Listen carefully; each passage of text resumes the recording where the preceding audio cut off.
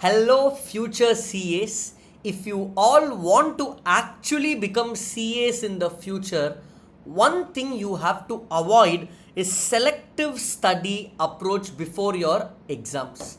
I am going to share with you here 7 honest reasons why you have to avoid this strategy. I'm going to give you actual practical explanation. At the end of the 7th reason, you go and comment if you actually agree with these or not. Let's get going, guys. The first one, now follow. When you plan to do certain things on a day, let's say I want to do 10 things today, sir. I want to study these topics in law, these topics in accounts, these topics in audit. Do you actually achieve that? If you plan 10 topics a day, you will only end up achieving only 5 or 6. That is basic human psychology. So if you are going to aim only for 75% of the syllabus itself, then you will end up learning only 50%. Most of them will end up with 50%. Few exceptional students only will end up with 75%. They can rather go study the whole syllabus itself. Second reason to avoid.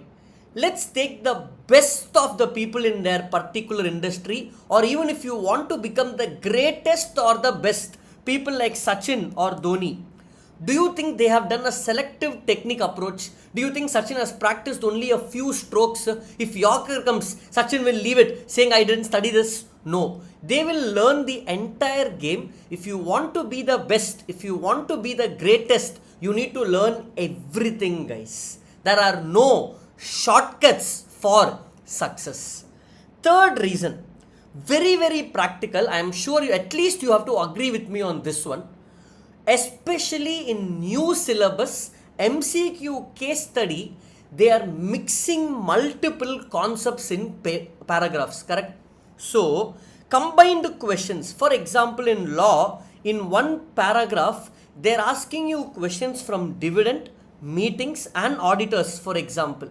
Sir, I skipped a dividend, sir, because I am following selective study approach. Then how will you answer that question related to dividend linked with meetings and auditors?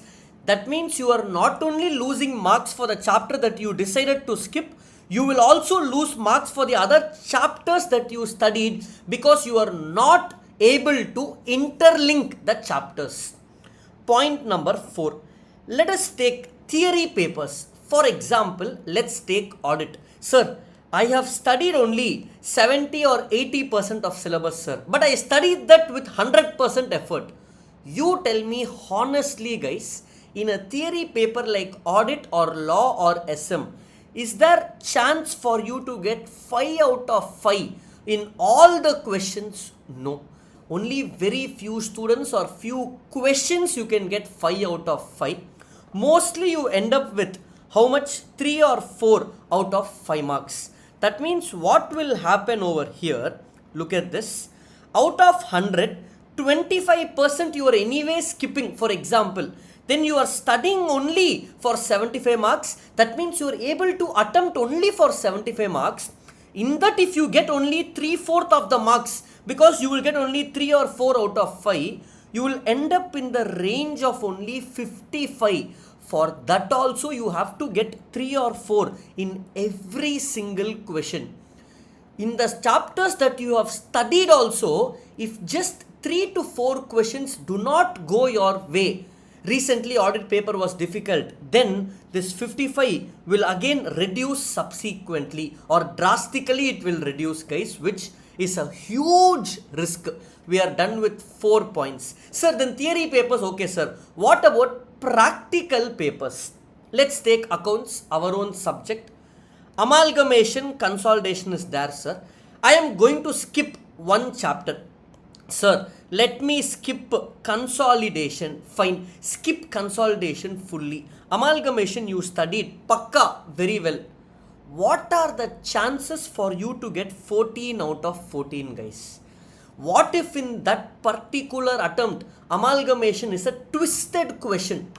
Or even if it's a simple question, you will not get 14 out of 14. You may only get 10 or you may get 9 out of 14. You're again taking a risk. So what will happen? Basically what will happen, guys?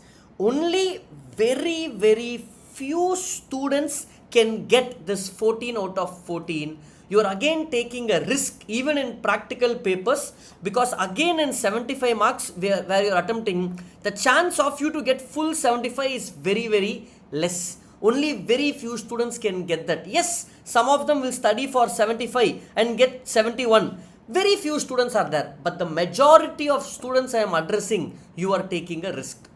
Now coming to the last 2 points. Point number 6. In your school, whichever school you studied, or any teacher in India, have you seen anyone saying do selective study, do only 70 or 80% of syllabus? 99% of the faculties in India always say ask you to study the whole syllabus. I remember when I was a student, BB sir put a video saying selective preparation is very, very risky. For example, in law, if you skip dividend, 5 marks is gone, because dividend is mandatory for 5 marks. Why do you want to by yourself eliminate some marks? Let ICA do that. Now coming to the last reason, point number 7, we will still keep going. What will happen in selective study? The chance of clearing in the first attempt is very less. I'm not saying you won't clear in the first attempt. Very few people will get there. So what will happen? If you write 4 times, 3 times sad face only for you, and 1 time you will be happy. Of course, 4 times when you write, you know what is going to happen. 3 times goes bad. 1 time you will definitely do well, guys. This is another reason selective study becomes a selective attempt to pass. Are you okay with that risk? Now I'm going to conclude with this. Sir, then are you trying to say I should not follow this selective study approach itself? No. When should you follow this? I have only last 30 to 45 days left for exam. I am starting preparation only now.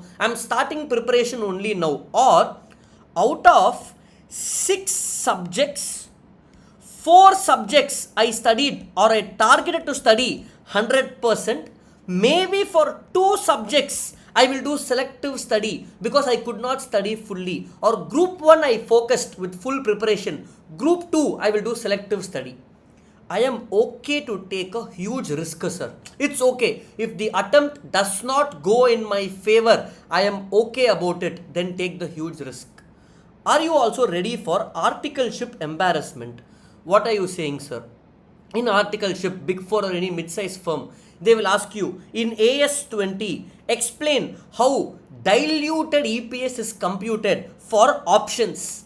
That time you will tell, sir, I also took an option, sir. AS20, I skipped in strategy. I skipped in 75%. So I didn't study. It was an option for me. Gone. Articleship interview, you cannot tell you skipped the topic. At least you can tell I don't know.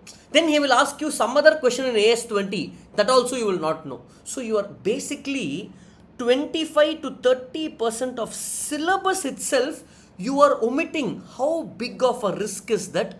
You tell me. And lastly, you tell me, guys, when you get to a mindset of not studying anything fully, tomorrow in articleship also when you are doing ITR work, you will do only 70 or 80% of the work. Will you be okay if the company tells you, I will pay you only 75% syllabus, or I will pay you, if I will pay you only 75% salary because you studied only 75% syllabus, will you accept, guys? No, right? You need the full salary except TDS, which will be reduced, which you can later claim it. So these things are very, very risky, guys. Remember, everybody tells one thing. There are no shortcuts for success. Shortcut for success is not there. Sir, then you are giving expected question. No, sir. I know this question will come. Expected question video, first I always tell, don't study only this, but ensure you don't skip these. Always we've been right in the expected questions, and that is why I released expected questions only last 30 days before exams, so that students don't study only this. That is why I give it in last 30 days before exams, guys. So this is what I wanted to share. Of course, there will be contradictory thoughts. That's okay. This is my opinion and I wanted to share it openly with all students who are following our approach. Thank you so much. Keep learning.